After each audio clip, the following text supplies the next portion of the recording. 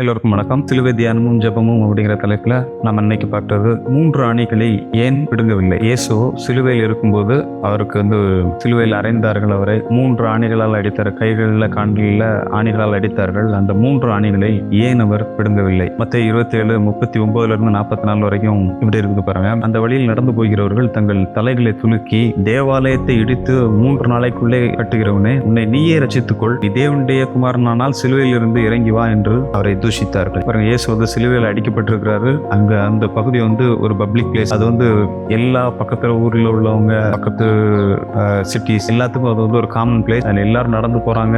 ஆண்கள் பெண்கள் எல்லாரும் நடந்து போற ஒரு இடம், பப்ளிக் பிளேஸ். பாக்குறாங்க. பார்த்தா இயேசு சிலுவையில் அடிக்கப்பட்டிருக்கிறார். பார்த்துட்டு என்ன சொல்றாங்க, தேவாலயத்தை இடித்து 3 நாளைக்குள்ளே கட்டுகிறவனே, உன்னை நீயே ரட்சித்துக்கொள், சிலுவையில் இருந்து இறங்கி வா அப்படின்னு சொல்லி அவரை தூஷித்தார்கள் என்று இருக்குது. அந்த வழியில் நடந்து போகிற எல்லாருமே அப்படி பண்றாங்க. பிரதான ஆசாரியர், வேதபாரகர், மூப்பர் எல்லாருமே இப்படியே பரியாசம் பண்ணினார்கள் சொல்லி இருக்குது. மத்தேயு 27:42 அப்படி சொல்லி இருக்குது பாருங்க.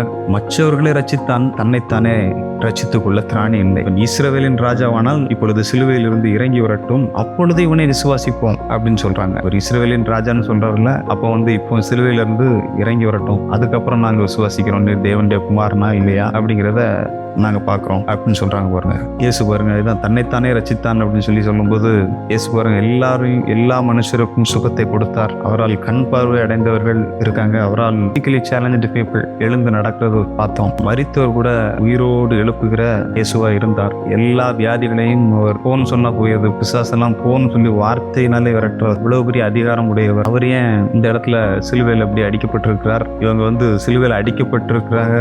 இயேசு அடிக்கப்பட்டிருக்கிறார். வலி வேதனையும் ஒரு பக்கம் இருக்குது. ரத்தம்லாம் போயிருச்சு நிறையா. சிலுவையில் ஆணிகளால் அடிக்கப்படுகிறார். இதெல்லாம் கூட ஓரளவுக்கு சகித்து கொள்ளலாம் பாருங்க. ஆனா மனுஷருடைய இந்த மாதிரி நிந்தனையான பேச்சு, புறக்கணிக்கப்படுதல், ஒதுக்கப்படுதல், இதெல்லாம் ஒரு பெரிய கொடூரமான ஒரு சிலுவை பாருங்க.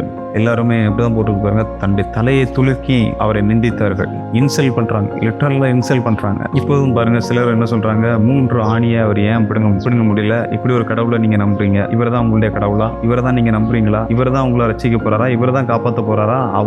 அவரே காப்பாத்திக்கிட முடியலையே, 3 ஆணியை அவரையே பிடுங்க முடியலையே, இவர் எப்படி உங்களை காப்பாற்றுவார் அப்படின்றாங்க. இவர்களுக்கெல்லாம் நான் ஒரு சின்ன பதிலை சொல்ல விரும்புகிறேன். ஒரு 3 பதில் நான் வச்சிருக்கிறேன் பாருங்க. இந்த பதிலை நான் சொல்ல விரும்புறேன். இது ஒன்று சொல்றேன் பாருங்க. இது புதிய கேள்வி இல்லை, இது பழைய கேள்வி. இயேசு சிலுவையில் எப்போ இருந்தாரோ அப்பவே இந்த கேள்வி எல்லாம் கேட்டாங்க. அதனால இது பழைய கேள்விதான். இதுக்கு பதில் சொல்றேன் பாருங்க.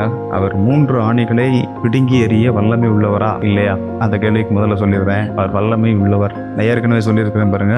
பேதுரு இயேசுவை பிடிக்க வரும்போது பிரதான ஆசாரியருடைய போர்ச்சேவர்கள், ரோம போர்ச்சேவர்கள், வேலைக்காரங்க எல்லாரும் வராங்க. பிரதான ஆசாரியருடைய வேலைக்காரன் பேதுரு அவனுடைய பட்டயத்தை எடுத்து வெட்டிடுறான். வெட்டும்போது இயேசு ரிப்ளை என்ன சொல்றாரு, நான் இப்போ வேண்டிக் கொண்டால் 12 லேகியோனுக்கு அதிகமான தூதர்களை என்னுடைய பிதா அனுப்ப மாட்டார்னு நினைக்கிறியான்னு கேட்கிறாரு. அப்படின்னா 72,000 ஏஞ்சல்ஸ், ஒரு ஏஞ்சல்ஸ் 1,85,000 பேரை ஃபேஸ் பண்ண முடியும். 72,000 தூதர்கள் அதே மாதிரி இருந்தாங்கன்னா 1,332 கோடி பேரை ஒரே டைம்ல அவர்கள் ஃபேஸ் பண்ண முடியும். இது பரலோகத்தில் இருக்கிற கொஞ்சம் தூதர்கள் மட்டும்தான். இயேசுக்கு பணிவிடை செய்ய ஏராளமான கோடிக்கணக்கான தூதர்கள் இருக்கிறாங்க. வெறும் 72,000 தூதர்கள் மட்டும்தான் வச்சு பேசிட்டு இருக்க போனா. உலகத்துடைய டோட்டல் பாப்புலேஷனே 806 கோடி தான். இந்த தூதர்கள் படி, இந்த கணக்குப்படி நம்ம பார்த்தோம்னா 1,332 கோடிங்கிறது 1.7 times of the population of present earth. இப்போ எர்த்தில் உள்ள பாப்புலேஷனுக்கு 1.7 டைம்ஸ் ஃபேஸ் பண்ணலாம். இப்போ இயேசு பவர் இல்லாமல் இல்லை பாருங்க, பவர் இருந்துச்சு. அவர் வல்லமை உள்ளவரா? 3 ஆணிகளை அவர் பிடிங்கி எரிஞ்சிருக்கலாம். ஆனா அந்த பவர் அவர் யூஸ் பண்ணல. 2வது பதில், சிலுவையில் இருக்கும்போது கூட இந்த பழைய ஏற்பாட்டில் உள்ள இயேசுவை குறித்த தீர்க்க தரிசனங்கள் இப்பொழுது நிறைவேறி கொண்டிருக்கின்றன. சிலுவை கூட under the control of Jesus Christ. அவருக்கு விரோதமாக செய்யப்படுகிற காரியங்கள் எல்லாமே நடக்குது பாருங்க. இது எல்லாமே எதனுடைய நிறைவேறுதல் அப்படின்னு சொல்லி பார்த்தீங்கன்னா, பழைய ஏற்பாட்டினுடைய நிறைவேறுதல். அவருடைய வஸ்திரங்களை எப்படி பங்கிட்டுக் கொள்வார்கள், சீட்டு போடுவார்கள் அப்படிங்கிறது நிறைவேறுதல். அவரை எப்படி குற்றவாளிகளுக்கு நடுவில் அடிப்பாங்கிறது தீர்க்க தரிசனத்தினுடைய நிறைவேறுதல். ஒரு இடத்துல சொல்றாரு பாருங்க, என்னுடைய தேவனே, என் தேவனே ஏன் என்னை கைவிட்டீர்னு சொல்றாரு. அது சங்கீதம் 22 அப்படியே கோட் பண்றாங்க. அது தீர்க்க தரிசனத்தினுடைய நிறைவேறுதல் பாருங்க. இயேசு சிலுவையில தொங்கும் போது கூட எதை திங்க் பண்ணிட்டு இருக்காருன்னா, அந்த தீர்க்க தரிசனங்கள் இங்க நிறைவேற வேண்டும் என்பதை திங்க் பண்ணிட்டு இருக்காரு பாருங்க. அப்போ சிலுவை ஏதோ இவர் அதுல இருந்து வெளியே வர முடியாம இல்ல, அது தீர்க்க தரிசனம் சுவிசேஷத்துடைய நிறைவேறுதல் என்பதற்காக அவர் இந்த இதெல்லாம் பொறுத்துக்கிறார். இன்னும் சொல்ல போனா இந்த காரியங்களை எல்லாம் ஆளுகிறவரே அவர் தான். மூன்றாவது பதில் நான் உங்களுக்கு கொடுக்க விரும்புறேன். அது என்னதுன்னா, பவர் இருக்குங்கிறதுக்காக அதை யூஸ் பண்ண முடியாது. யூஸ் பண்ணா என்ன ஆகும் அப்படின்னு சொன்னா, நிறைய பேருக்கு அது நல்லதான் முடியாது. பாருங்க, பவர் இருக்குது, பெரிய பொசிஷன் இருக்குது, பவர் இருக்குது. பவரை தப்பா யூஸ் பண்ணோம்னா என்ன ஆகும் அப்படின்னு சொன்னா, நிறைய பேருக்கு அது கெட்டதா தான் போய் முடியும். இயேசு அந்த பவரை யூஸ் பண்ணியிருந்தாருன்னா, சிலுவையில இருந்து இறங்கி வந்திருந்தாருன்னா என்ன இருந்திருக்கும்? எல்லா மனுஷருமே நரகத்துக்கு தான் போயிருக்கணும். யாருக்குமே ரட்சிப்பு கிடையாது, யாருக்கும் பாவம் மன்னிப்பு கிடையாது, யாருக்குமே தேவனிடத்துல சேர முடியாது, தேவனிடத்துல உறவு இருக்க முடியாது, தேவனிடத்துல சமாதானம் இருக்க முடியாது. இந்த பூமியில எந்த ஒரு மனுஷனுமே வாழக்கூடிய ஒரு இடமா இருக்காது. பூமியும் எப்படி இருந்திருக்கும்? நரகமா தான் இருந்திருக்கும். எல்லா மனுஷரும் நரகத்துக்கு தான் போயிருந்திருக்கணும். இதெல்லாம் யோசித்தது அவர் முடிவெடுக்கிறார்.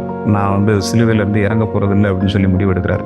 இவர் தான் நம்முடைய தேவன். நல்ல வேளை அவர் சிலுவையிலிருந்து இறங்கி இருந்தார்னா யாருமே ரட்சிக்கப்பட முடியாது. நாம் துதிப்போம், தேவனை தோத்தரிப்போம். தோத்திரம் கர்த்தாவே, தேங்க்யூ லார்ட். நீர் ஆண்டவரே, உமக்கு பவர் இருந்தோம் ஆண்டவரே. கல்வாரி சிலுவையிலே ஆண்டவரே, நீர் ஆண்டவரே அங்கிருந்து இறங்கி வரல, 3 ஆணிகளை பிடுங்கவில்லை. ஏனென்றால் நாங்களெல்லாம் ரட்சிக்கப்படும்படிக்கு, மொத்த மனுக்குலமும் ரட்சிக்கப்படும்படிக்கு நீர் ஆண்டவரே அங்கே சிலுவையில மரித்தீர் என்று எழுதியிருக்கிறதே கர்த்தாவே. தோத்திரம் கர்த்தாவே. ஆண்டவரை புரிந்து கொள்ள, அறிந்து கொள்ள தேவரீர் எல்லோருக்கும் மனக்கண்கள் திறக்கப்படட்டும் கர்த்தாவே. Thank you Jesus. சிலுவை குறித்து நாங்கள் மேன்மை பாராட்டுகிறோம். இயேசுவின் நாமத்திலே ஜெபிக்கிறோம் பிதாவே.